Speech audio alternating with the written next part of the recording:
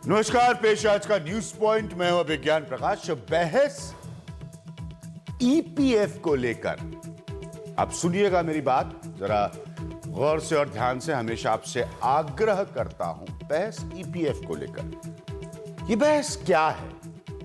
हमारे देश में सिर्फ 3% लोग इनकम टैक्स देते हैं और सरकार के लिए इनमें से कोई भी टैक्स लेना सबसे आसान इन्हीं से होता है। किसी भी कर्मचारी के लिए भविष्य निधि उसके सपनों की बुनियाद होती है। बेटी की शादी हो या मकान खरीदना हो या बनवाना हो या फिर किसी की बीमारी की हालत हो, इलाज के लिए पैसे चाहिए हो, वो हर महीने की सालों दर साल उसकी जो पाई जुड़ती है काम करते वक्त, वो उसके काम आती है। लेकिन सरकार ने अब इस भविष्य निधि पर मिलने वाले ब्याज के 60% हिस्से को टैक्स के दायरे में लाने का फैसला किया है, जिससे कर्मचारी वर्ग ना सिर्फ नाराज है बल्कि इसे अपने सपनों पर सेंध लगना जो है वो करार दे रहा है। हालांकि सरकार की दलील है कि वो पेंशन योजनाओं को बढ़ावा देना चाह रही है, जिसकी वजह से ये कदम उठाए गए। पेंशन योजनाओं को सरकार बढ़ावा देना चाह रही है। सबसे पहले आप सरकार क्या कह रही है वो सुनिए और उसके बाद मैं अपने पॉइंट को आपको सुनाऊंगा। सरकार का कहना है कि ये कदम इसलिए उठाए जा रहे हैं ताकि लोग पेंशन स्कीम पर जाएं, ना कि सारा पीएफ एक बार में निकाल लें। पेंशन स्कीम पर जाएं, ना कि सारा पीएफ एक बार में निकाल लें। पीएफ और नेशनल पेंशन स्कीम में 40% निकासी पर टैक्स नहीं है। अगर ये 60% पेंशन योजनाओं में जमा किया जाए तो टैक्स नहीं है। यानी कि अगर आप क्या 100% में से 60% आप पेंशन योजनाओं में जमा कर देते हैं तो सरकार आपको टैक्स नहीं कर रही है। यानी कि पेंशन योजनाओं में निवेश पर 100% छूट है। मौत के बाद वारिस को पूरी रकम टैक्स फ्री मिलेगी। मकसद लोगों को पैसा निकाल लेने की जगह पेंशन योजनाओं में डालने को प्रोत्साहित करना है। क्यों करना चाह रही सरकार ये? अब जरा आप मेरा पॉइंट सुनिए, अभिज्ञान का पॉइंट सुनिए और मैं बहुत एक पॉइंट बाय पॉइंट जो जयंत सिन्हा और इस बजट की दलीलें दी जा रही हैं उस पर अपना जवाब रख रहा हूं। मैं साफ साफ कह रहा हूं, पॉइंट बाय पॉइंट मैं उस पर जो जयंत सिन्हा और इस बजट के बाद दलीलें दी जा रही हैं उस पर अपना रिप्लाई रख रहा हूं। सबसे पहला सवाल मेरा यह है, सोचिए जरा ध्यान से। पैसा हमारा, सालों साल मेहनत हम करें, सालों साल काम हम करें, पैसा हमारा जो कटता है हमारी तनख्वाह में से, आपकी हमारी तनख्वाह में से। सोचिए, स्कीम सरकार की, पैसा हमारा, मेहनत हमारी, सालों साल का काम हमारा और सरकार स्कीम ला रही है। जरा सोचिए। मैं पहले भी इस विषय को उठा चुका हूं कि सरकार पीएफ के पैसे को शेयर मार्केट में लगाती है। ईपीएफ के अलावा मेरा जो ईपीएफ है जो कटता है, सरकार मुझे कोई और विकल्प देती है? ये तो मैंडेटरी है ना, ये जरूरी है आपकी हमारी तनख्वाह में से कटना। हमें आज तक किसी ने सोचा कोई और विकल्प देने के लिए? ये कट रहा है, अब इसको हमें जब निकालना भी होगा तो उस पर भी सरकार की प्री कंडीशंस हैं। क्योंकि सरकार एक सोच लेकर आई है कि हमें पेंशन फंड को एनहांस करना है, उसे बढ़ाना है। यह सोच जयंत सिन्हा जी, अरुण जेटली जी आपने राष्ट्रीय राय लेके ली थी। हमारे पैसे पर सशर्त छूट क्यों? हमारे पैसे पर अगर छूट देनी है तो उसमें सरकार शर्तें लगाती है कि आप 60% अगर पेंशन स्कीम में पैसा डालने को तैयार है तब आपको हम टैक्स रिबेट देंगे, तब हम आपको टैक्स फ्री करेंगे, वरना आप इतना टैक्स दीजिए। ये क्यों? ये क्यों पूछा था आपने हमसे? जन जागरण की राय ली थी इसमें। ये डेमोक्रेसी है। पेंशन स्कीम को लेकर ये जबरन दबाव क्यों?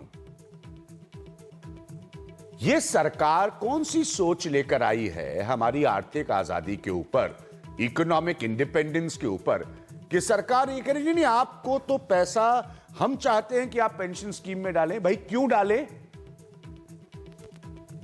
जरा आपने कभी आंकड़ा दिया है कि जितना सरकार ने ये पैसा इकट्ठा किया है वो किस तरह से खर्च हुआ? पेंशन स्कीम में हम सरकार के कहने से क्यों पैसा डालने लगे? हमारे पास स्टॉक मार्केट का ऑप्शन है। आप नियो लिबरल इकोनॉमिक्स में जी रहे हैं, ओपन मार्केट इकोनॉमी में जी रहे हैं, मैं वहां पैसा डालना चाहता हूं। आप कह रहे नहीं नहीं आपको तो मैं टैक्स काट लूंगा। आपको टैक्स तो तभी आपको नहीं लगेगा जब आप पेंशन स्कीम में डालेंगे। क्यों? यहां इसका कोई उत्तर नहीं है। मेरी मेहनत की कमाई के पैसे के अंश को मैं कैसे हासिल करूं, उसका टैक्सेशन आप तय करेंगे। नहीं तो आप मुझे अल्टरनेटिव स्कीम बता रहे हैं, नहीं तो आप इसमें डाल दीजिए, तो हम टैक्स नहीं लेंगे। एक और बात पूछना चाहता हूं आप लोगों से, यह सिस्टम से जुड़ी है। आप पेंशन स्कीम को क्यों बता रहे हैं? सारे मेरे पास कागज, सारे दलीलें हैं सरकार की। आप पेंशन स्कीम इसलिए बता रहे हैं ताकि जब आप बूढ़े हो जाएं तो हम आपको सोशल सिक्योरिटी कैसे देंगे? हम आपको सोशल सिक्योरिटी ऐसे देंगे कि आप पेंशन स्कीम में पैसे लगा दीजिए और फिर आप सोशली सिक्योर हो जाएंगे।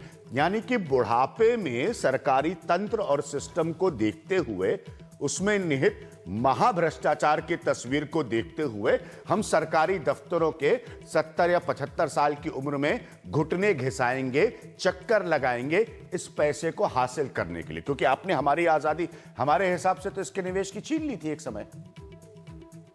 जरा सोचिए, आंकड़ों में मत उलझिए इस बहस को लेकर। बड़े बुनियादी सवाल में उठा रहा हूं। और आखिरी पॉइंट, सारी सख्ती, सारी शर्तें वो 3% के डायरेक्ट टैक्स पेयर पर। क्यों भाई? हमारा गुनाह क्या है? हमारी गलती क्या है? बड़े शहरों में आकर नौकरी करने लगे। उस 3% जो है, यह आयकर विभाग के विज्ञापन में बताया जाता है रेडियो पर, उसके ऊपर सारा ये मैनेजमेंट है। क्यों? हमारे इन्वेस्टमेंट की, हमारी कमाई की डिसीजन मेकिंग आप क्यों ले रहे हैं? भाई यही है मेरा पॉइंट। अगर आप नहीं समझे इसको, वापस इस कार्यक्रम के अंत में मैं दोहराऊंगा। मेरे साथ भारतीय जनता पार्टी की तरफ से भारतेंदु जी मौजूद हैं और मेरे साथ धीरेन्द्र मौजूद हैं, चूंकि आप सब जानते हैं एक मार्केट एक्सपर्ट है। भारतेंदु जी, आपके पास आने से पहले मैं धीरेन्द्र जी से पूछना चाहूंगा। धीरेन्द्र जी, मैंने एक कार्यक्रम मुंबई से किया था और उस समय यह प्रश्न उठाया था कि पीएफ के पैसे को सरकार ट्रेड करती है मार्केट में, करेक्ट? और हमारे पैसे को वो चाहती है कि हम उसके हिसाब से अगर टैक्स लाभ लेना चाहते हैं तो हम एक पेंशन फंड में जरूर डालें। क्या यह सही है धीरेन्द्र जी? जी हाँ, बिल्कुल सही है। ये जो कल प्रावधान आया है उसमें बताया गया है कि 1 अप्रैल 2016 से आपका प्रोविडेंट फंड में जाने वाला पैसा वो जो इकट्ठा होगा, अभी तक जो आपका प्रोविडेंट फंड में पैसा इकट्ठा हुआ है उस पे ये लागू नहीं होता है। अभी से जो इकट्ठा होना शुरू होगा वो आपके रिटायरमेंट तक वो पैसा इकट्ठा होगा। 40% पैसा आप निकाल पाएंगे और वो पूरी तरह टैक्स फ्री होगा। मेरा सवाल बहुत सीधा सा है। ना, मेरा सवाल बहुत सीधा सा है। गवर्नमेंट का सारा आर्ग्यूमेंट इस बात पर आधारित है कि आप पीएफ का पैसा एक बार में ना निकाले। हम चाहते हैं कि आप बुढ़ापे में ज्यादा सुरक्षित महसूस करें। आप कौन होते हैं ये तय करने वाले? और आपकी स्कीम के तहत मैं कहां से ज्यादा सुरक्षित महसूस करने लगा? ये पेंशन फंड क्या मैं अपने घुटने घिसा के सरकारी दफ्तरों के चक्कर लगा के लूंगा? नहीं, आप ये गलत समझ रहे हैं। ठीक है, बताइए मैं क्या गलत समझ रहा हूं। सरकार ने ये नहीं कहा है, आप गलत ये समझ रहे हैं कि 60 साल की उम्र तक ये provident fund, employ provident fund, जो कि अभी एक इंस्टीट्यूशन है जो कि अभी भी चलता है और जहां पे आपके तनख्वाह का जो पैसा कटता है वो जाएगा, और बाद में जब आप 60 साल के हो जाएंगे तो आप एन्युटी खरीदेंगे। एन्युटी आप किसी भी इंश्योरेंस कंपनी से, प्राइवेट सेक्टर के या पब्लिक सेक्टर के इंश्योरेंस कंपनी से आप एन्युटी खरीदेंगे और उस एन्युटी के तहत आपको पेंशन मिलेगा।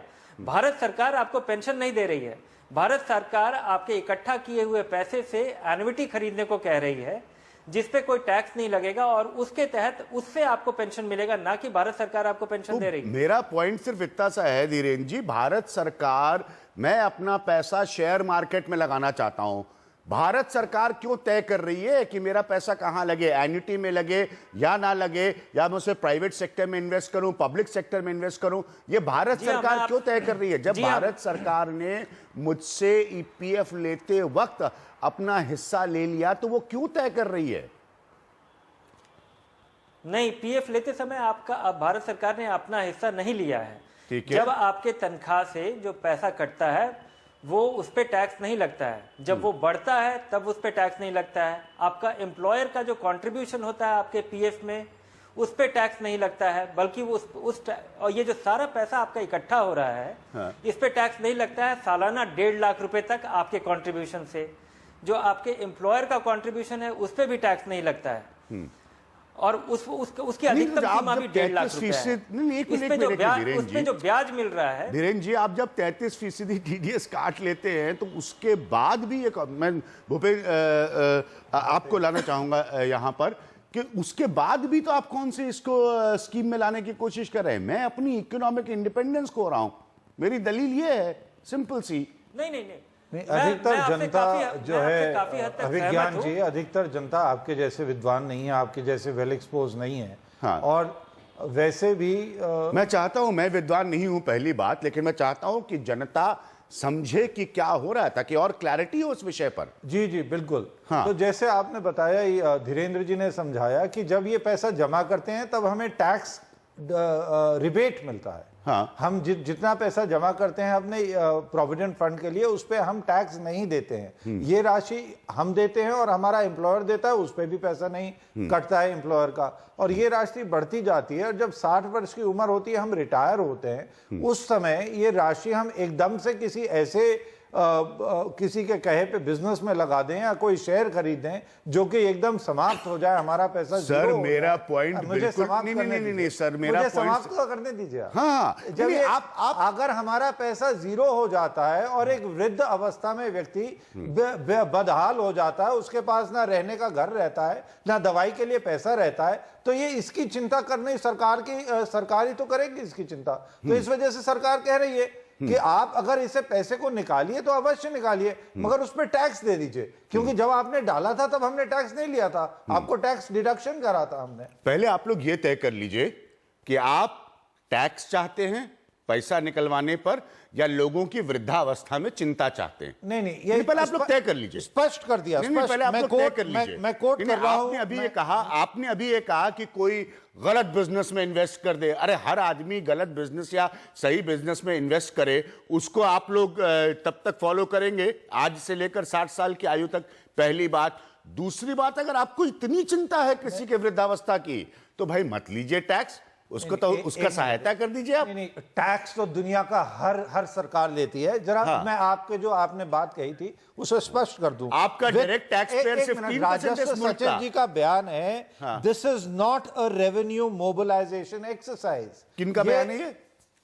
रेवेन्यू सेक्रेटरी का, हाँ, हसमुख अधिया जी का। हाँ, ये उनका बयान है। हाँ। अब ये रेवेन्यू रेज करने के लिए एक्सरसाइज नहीं है साहब। पैसा, सरकार आपसे पैसा इकट्ठा करने के लिए जरा सा टैक्स नहीं ले रही है, ये इस वजह से ले रही है ताकि आप अपनी जमा पूंजी को हमारे निर्देशक महोदय एक बहुत अच्छा प्रश्न पूछ रहे हैं। हमारे निर्देशक महोदय नवनीत कोहली एक बड़ा अच्छा प्रश्न पूछ रहे हैं। ब्लैक मनी वाले को आप 45% देके कहते हैं कि आप जो है आप निकल जाइए, कोई दिक्कत नहीं है। आप हमको बता रहे हैं कि हमको आपकी वृद्धावस्था की तो बड़ी चिंता है, लेकिन वृद्धावस्था में आप जीवन कैसे जिए ये टैक्स देकर हम तय करवाएंगे आपके लिए। वो उनसे 45% ले रहे हैं, आपसे 45% कोई नहीं, उनसे आप कितना भी प्रतिशत लीजिए, वो अपने सालों साल काम करके, मेरी तरह सालों साल काम करके अपना पीएफ नहीं कटवा रहे हैं। वो उनसे आप कुछ भी लीजिए, वो सरकार का फैसला है। आप मुझे ये ज्ञान समझा रहे हैं, आपके जयंत सिन्हा जी का मैंने क्लैरिफिकेशन पढ़ा डिटेल में। आप मुझे बता रहे हैं कि हमको आपके वृद्धावस्था की भी चिंता है, साथ में हम आपकी वृद्धावस्था को इतना शानदार कर देंगे कि टैक्स भी लेंगे आपसे, क्योंकि हमने सारे समय नहीं लिया। आप फिर ये तय कर दीजिए इस मुल्क में कि आप मत खत्म करिए ईपीएफ की स्कीम, और आप दलील दे रहे हैं इसलिए क्योंकि आप कह रहे हैं आप एनपीएस में इन्वेस्ट करिए। मैं धीरेन्द्र जी आपसे एक सवाल पूछना चाहता हूं, अगर इजाजत हो धीरेन्द्र जी, आपसे एक सवाल पूछना चाहता हूं। ये तमाम जो हम सार्वजनिक तौर पर बड़ी बड़ी एडवर्टाइजिंग देखते हैं इंश्योरेंस कंपनीज की, ये बंद हो जानी चाहिए क्या? जी, अगर मैं उनमें इन्वेस्ट करना चाहता हूं और मैं ज्यादा सुरक्षित वहां महसूस कर रहा हूं, तो मैं ये पेंशन वाले फंड में क्यों इन्वेस्ट करूं? नहीं, बिल्कुल, ये निवेशकों के पास विकल्प होना चाहिए। हाँ। और मुझे लगता है कि इस विकल्प की भी जरूरत नहीं है। गवर्नमेंट कह रही है, गवर्नमेंट कह रही है आप करिए इसमें इन्वेस्ट। जी हाँ, बिल्कुल बिल्कुल, ये इस स्कीम में जरूर खामी है। लोगों को और भी विकल्प देना चाहिए। सिंपल विड्रॉल सिस्टम भी जारी करना चाहिए। बल्कि इंग्लैंड में 6 महीने पहले लेकिन धीरेन्द्र मैं यही कह रहा हूं, गवर्नमेंट नहीं, एक मिनट धीरेन्द्र जी, मैं यही प्रश्न बार बार पूछ रहा हूं कि सरकार हमें कह रही है, जैसे अभी भारतीय जनता पार्टी के नेता कह रहे थे कि साहब आपकी वृद्धावस्था की हमें बड़ी चिंता है, कहीं आपने गलती से तो नहीं इन्वेस्ट कर दिया। अरे गलती से अगर किसी इंसान ने इन्वेस्ट कर दिया तो वो उसका भुगतान करेगा ना, या 25 साल का उसका हिसाब सरकारें बैठकर ले रही होंगी। फिर बंद करिए मार्केट, फ्री मार्केट इकोनॉमी के नॉर्म्स को चेंज करें इस मुल्क में। बिल्कुल, हमें सरकार की मदद नहीं चाहिए हमें बताने के लिए। और खासकर मुझे इस बारे में चिंता है कि जिस तरह से सरकार कह रही है कि एन्युटी आपको खरीदना चाहिए, भारत में एन्युटी बड़े अच्छे उपलब्ध नहीं है।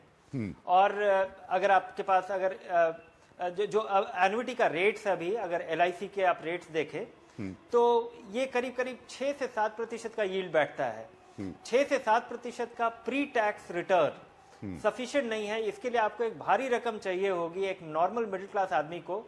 तो वो विकल्प इस प्रावधान को लाने के पहले उन विकल्पों के बारे में भी विचार करना चाहिए था। नहीं, इसीलिए मैं कह रहा हूं, आप मार्केट को देखते हैं, आप बाजार को देखते हैं। आप बताइए, एक तरफ आप सारा जुमला सुनाएंगे कि साहब आपको इतने प्रतिशत का फिस्कल डेफिसिट चाहिए, इतने प्रतिशत की ग्रोथ चाहिए, इतने प्रतिशत का GDP चाहिए, उन सबको जाने, मतलब एक सैलरीड आदमी, नौकरी करने वाला कहां इन्वेस्ट कर दे? सर आज आप बताइए मुझे इस कार्यक्रम में। वो अपना EPF भी कटवा ले, वो EPF पे टैक्स भी दे दे, वो पेंशन फंड को भी सरकार के प्रमोट कर दे, वो इंश्योरेंस के बॉन्ड्स, इंश्योरेंस के इंस्ट्रूमेंट्स भी खरीद ले, वो बॉन्ड भी खरीद ले, वो मार्केट में भी इन्वेस्ट कर ले, वो सोना भी खरीद ले, वो सब तरह की ट्रेडिंग भी कर ले। वो क्या करे भाई? ये 3% का टैक्स पेयर क्या करे सर? नहीं, इस निवेशकों को बहुत ये सब चीज सिंप्लीफाई करना चाहिए और निवेशकों को अपने लिए सिंप्लीफाई करना चाहिए। भले ही इसका इसका कोई रोल, सरकार का रोल हो या नहीं हो, निवेशकों के पास ये सारे विकल्प हैं। और इन सारे विकल्प में सरकार आपको केवल एक छूट देती है कि आप 1.5 लाख रुपए तक का निवेश कीजिए। हाँ। इसके लिए स्टिपुलेटेड इन्वेस्टमेंट है, चाहे वो प्रोविडेंट फंड हो, टैक्स सेविंग फंड हो, इंश्योरेंस हो, जिसपे आपको टैक्स की छूट मिलती है। इससे ज्यादा आप बचत करते हैं तो आप पूरी तरह आजाद हैं, आप जहां मन करे वहां निवेश करें। आपसे सिर्फ एक है, आप और हम एक दूसरे को लंबे वक्त से जानते हैं, किसी भी निवेश की परिभाषा क्या होती कि आपके सामने विकल्प रखे जाएं? निवेश की तो बेसिक परिभाषा यह है कि एक पोस्टपोन कंजम्पशन है। आज पोस्टपोन कर रहे हैं अपना कंजम्पशन ताकि आप फ्यूचर में कंज्यूम करेंगे। तो मेरा सिर्फ नहीं, लेकिन साथ में सबसे बड़ी बात होती है कि आपके सामने कोई भी व्यक्ति अपने प्रोडक्ट्स रखता है, अपने इंस्ट्रूमेंट्स रखता है, आपको चुनने की आर्थिक आजादी देता है और आप उस हिसाब से, यहां पर जो सरकार समझा रही है वो ये समझा रही है कि अगर आपने सारा पैसा पेंशन 40% चलिए हटा दीजिए, बाकी का 60% अगर आपने पेंशन फंड में नहीं डाला तो मैं आपको टैक्स कर लूंगा। ये आजादी छिन रही है ना। फिर मैं बिल्कुल आपसे अभिज्ञान में आपसे पूरी तरह सहमत हूं। हाँ। अगर मुझे ये 60% पैसा मिलता है, मैं एक मकान बनाता हूं जिससे मुझे किराया मिलेगा, जो कि किराया इन्फ्लेशन एडजस्टेड होगा। हाँ। तो मेरा वो रिटायरमेंट प्लान हो जाता है, मेरा वो एन्युटी हो जाता है। अब मुझे इसकी आजादी होनी चाहिए। तो मैं ये कह रहा हूं कि उसके आधार पर खाली गवर्नमेंट ये तय कर ले कि अरे मैं तो अभिज्ञान प्रकाश, एक्चुअली गवर्नमेंट को कुछ पता चल गया मेरा माथा रीड करके या मेरे चेहरे की लकीरें देख के कि मैं गलत इन्वेस्टमेंट करूंगा अपने PF के पैसे से, और चूंकि गवर्नमेंट को पता चल गया है 25 साल आगे का कि मैं गलत इन्वेस्टमेंट करूंगा, तो वो आज से कह रही है कि इनका पैसा जो है आप पेंशन फंड में NPS में डलवा दीजिए ताकि हम तब इनको गलत इन्वेस्टमेंट से बचा लेंगे। ये क्या लॉजिक है? नहीं नहीं, सरकार का लॉजिक बड़ा रीजनेबल है, क्योंकि सरकार एक इंसेंटिव देती है। ये एक टैक्स शेल्टर्ड आपका एक्यूमुलेशन है, हाँ। जिसमें आप जब पैसा लगाते हैं तब आपको छूट मिलती है, जब आपका पैसा बढ़ रहा होता है तब उस पर छूट मिलती है। और इस छूट देने का एक उद्देश्य है कि ये आपके लिए बुढ़ापे का फाइनेंशियल सिक्योरिटी इंश्योर कर पाए। और इसके लिए, लेकिन मुझे लगता है कि जिस तरह से सरकार स्टिपुलेट कर रही है कि एन्युटी ही एक जरिया है, वहां पे कुछ और विकल्प देने की जरूरत है। सरकार के इस विचार से मैं पूरी तरह सहमत हूं। धीरेन जी बिल्कुल सही पॉइंट आप रख रहे हैं, क्योंकि सही बात है, आपको खुद को पता है बहुत अच्छी तरह कि फाइनेंशियल इंस्ट्रूमेंट के जो विकल्प है, आपसे बेहतर कौन इस बात को जानता है, उनमें एलिमेंट ऑफ रिस्क होता है, उनमें एलिमेंट ऑफ ऑप्शनेबिलिटी होती है, उनमें एलिमेंट, आज आप मार्केट में पैसा अगर लगाएं, शेयर बाजार में पैसा लगाएं, तो एक साल बाद आप लॉन्ग टर्म कैपिटल गेन का बेनिफिट ले रहे हैं। तो उसके हिसाब से देखिए, इन्फ्लेशनरी पैटर्न भी, महंगाई का अगर तौर तरीका भी हम पिछले 10 साल का आकलन करें, अगर आप उसको 7.5-8% तक भी मानकर चलते हैं, फिर भी वो कवर होता है, तो सरकार क्यों ये फैसला लेना चाह रही है? सरकार की एक सोच है कि हाँ, विज्ञान प्रकाश जो है वो जरूर गलत इन्वेस्टमेंट करेंगे 25 साल बाद, तो उनको आज बचाना है। अरे भाई, आप कैसे जयंत सिन्हा तय कर रहे हैं? आपको मेरी इकोनॉमिक विजडम पर कोई आइडिया नहीं है, सब जनरलाइज करके पूरे देश को और मध्य वर्ग को आप चल रहे हैं वहां पे। जी, हर एक के लिए ये निर्धारित कर देना कि एन्युटी ही आपके लिए एक अकेला विकल्प है, ये मुझे लगता है ये थोड़ा नैरो चॉइस है। लोगों के पास और विकल्प होना चाहिए, लोगों के पास सिंपल विड्रॉल प्लान होना चाहिए, विड्रॉल पे सीलिंग लगाना चाहिए कि आप 6-8% अपने पूरे पैसे का सालाना निकाल पाएंगे और ये पूरी तरह टैक्स फ्री होगा। मुझे लगता है कि इसको और थोड़ा इस प्लान को इनहांस करने की जरूरत है। सरकार की जो सोच है उस सोच को पे हमें क्वेश्चन नहीं करना चाहिए कि पेंशन में बुढ़ापे में लोगों को फाइनेंशियल सिक्योरिटी चाहिए। केवल एन्युटी का रास्ता ही आपको फाइनेंशियल सिक्योरिटी प्रदान करेगा, ये सोच मुझे लगता है क्वेश्चनेबल है। वहां पे निवेशकों को और विकल्प देना चाहिए। मैं सरकार की किसी बुजुर्गवार को सिक्योरिटी देने की सोच को प्रश्न नहीं ला रहा हूं। सिस्टम क्या है आप सब जानते हैं। क्या हमारे पास सारे आंकड़े मौजूद है इस बात का कि क्या लोगों को जिनको पेंशनें मिलती हैं, क्या उनको स्वाभाविक और रेगुलर तौर पर पेंशन मिलती है? कितनी ऐसी कहानियां सुनने में आती हैं, लोग फर्जी सर्टिफिकेट्स बनाकर पेंशन हासिल करते हैं। उस व्यक्ति को कोई जयंत सिन्हा या अरुण जेटली आज तय कर रहे हैं कि 25 साल बाद वो खराब निवेशक होगा, तो हम आज से उससे कह रहे हैं कि आप आपको रोकना चाहूंगा। नहीं, अभिज्ञान मैं इससे सहमत नहीं हूं। ये जो सरकारी पेंशन है, जो कि कई कारणों से उसमें एडमिनिस्ट्रेटिव प्रॉब्लम रहता है, उसकी तुलना में आप ये जो एन्युटी खरीदते हैं, हाँ। तो ये एक इन्वेस्टमेंट है। इस इन्वेस्टमेंट का बेसिस एन्युटी 2-3 फॉर्म में आता है। मेरे को वक्त मैं एक लास्ट पॉइंट आपसे जानना चाहता हूं। धीरेन्द्र, आप मार्केट से डील करते हैं, क्योंकि मुझे इसकी बुनियादी सोच जो है वो समझ में नहीं आ रही। क्या आपको नहीं लगता ये गैर व्यवहारिक है, इम्प्रैक्टिकल है? 10 सेकेंड है मेरे पास। जी हाँ, बिल्कुल ये गैर व्यावहारिक है और निवेशकों के पास और चॉइस होना चाहिए। सरकार ये निर्धारित नहीं कर सकती कि लोगों को केवल एन्युटी में ही पैसा लगाना होगा टैक्स बचाने के लिए।